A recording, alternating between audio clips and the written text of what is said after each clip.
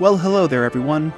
I've been making boss rankings for well over a year now, and while some of them I think hold up fairly well, like Ys 10, some others are not very good.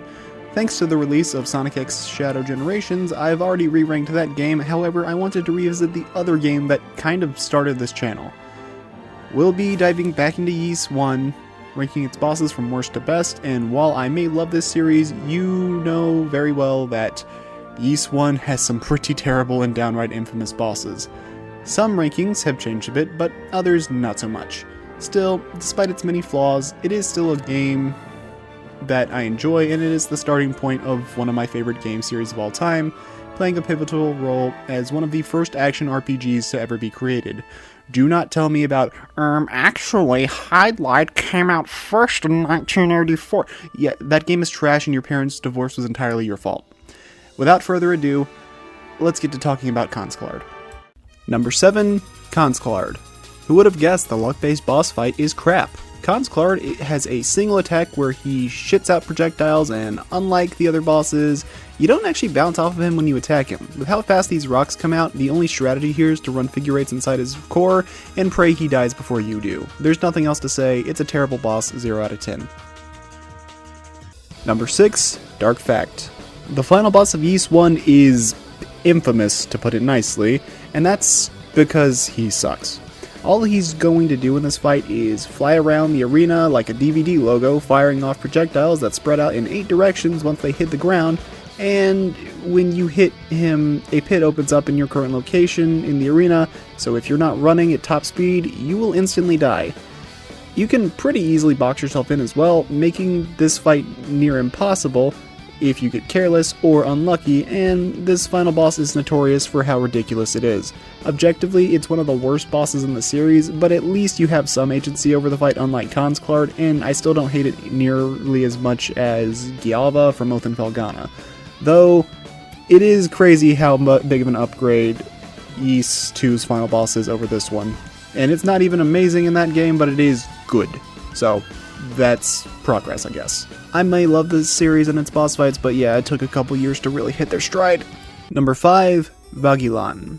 Vagilan is one of the most recurring bosses in the series, appearing in 3 separate games, but his first fight is not doing him any favors. What he does is turn into a swarm of bats to either fly at you or scatter around and act as a bit of bullet hell. And he's invincible when he's in this multi-bat form. You're only able to hit him when he condenses together to stretch his wings, and you'll be able to get a single attack off on him. And not even for the full animation, because once his wings start to close back, he becomes invincible once again. So you don't even have like 20 frames to actually damage this boss when he becomes vulnerable. Thankfully, he does have a visual and audio cue telling you when he's about to reform, and you can bait his AI into reforming faster by having him charge at you from across the room.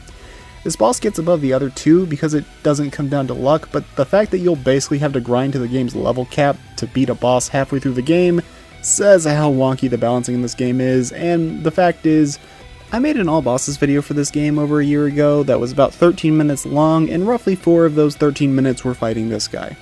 That should say enough how long this fight is compared to everything else in the game.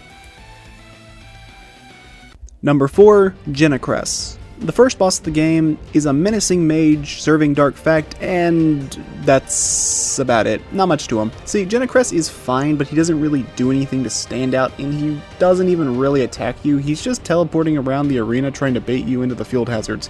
Actually a pretty smart strategy, but when he dies in 3 hits, or 2 if you have the longsword, any mechanics he may have are rendered somewhat moot when you can just kind of bum rush him, and this is the only boss in the game you can really bum rush to win, outside of Khonsclard where you have to bum rush him and hope you win. Number 3, Yolgix and Emulgan. Guarding the throne of the final boss fight is the demonic duo Yolgix and Emulgan. This boss is simple, moving in a figure 8 pattern, and only Yolgix actually takes damage, meanwhile Emulgan is immune to any and all damage, acting more as a hazard in the arena. After each hit, the duo will swap places, so you need to get in and hurt them while navigating their hazards and get out. Interestingly though, this boss has a difficulty curve, but instead of getting more dangerous, the boss actually becomes much easier as the fight goes on, because as they lose health, the number of surrounding projectiles will decrease, making it easier to deal damage to them, and when they get down to only like 1 or 2 hits left, there's only a single projectile, making it kind of weird. though it is a boss that changes as the fight goes on, which makes it stand out a bit more than the other entries and is one of the few bosses in video games to actually do so up to this point in gaming history, if I'm being honest. Number 2, Natilgr. Natilgr is an extremely simple boss, just charging at you at a flat rate of speed, not stopping no matter what, but with the drawback being he can't corner the best, so you're left with a fight where you're surrounded by this massive centipede trying to run you over as you cut it open from the inside. It's a quick fight, but the fast pace makes it stand out among the crowd. The high speed and cool arena with the water being flung up as the fight rages on is enough to put him up to second place, and it is a memorable battle, as this is where you'll get your first Book of Ys for toppling a mighty foe, on top of being the place where you actually get to meet Fina. So it's got a little bit of story going for him at the very least. And I guess someone at Falcom must like him or something, because he's the other boss in the series to appear in 3 separate games. Number 1, Pictomos. Over a year later, my mind has not changed. Pictomos is the one boss in this game I'd consider pretty dang good. His boss theme is awesome, and he can't really be attacked head-on like the other bosses because it'll mean taking a scythe to the face, not good for your health. Instead, you need to attack him from the sides as he shoots off his mini-sickles, so you're going to need to alternate back and forth between the 2 sides.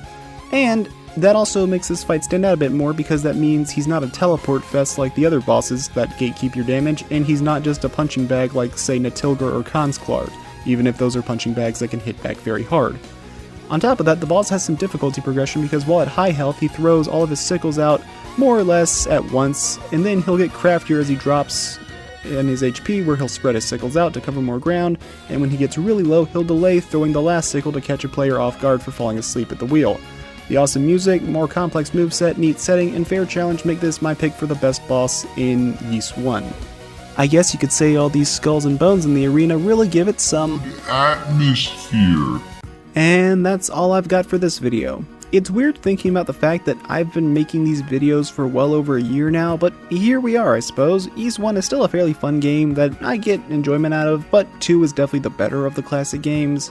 But really, you should be playing them back to back because that's kind of how they're designed. Actually, fun fact, nowadays Ys 1 and 2 are always sold together as a collection, but if you have the old Steam copies of Ys 1 and 2 on your computer like I do, then whenever you beat Ys 1 and the credits finish rolling, it'll actually close the game out and start up Ys 2 immediately, which is just kind of neat.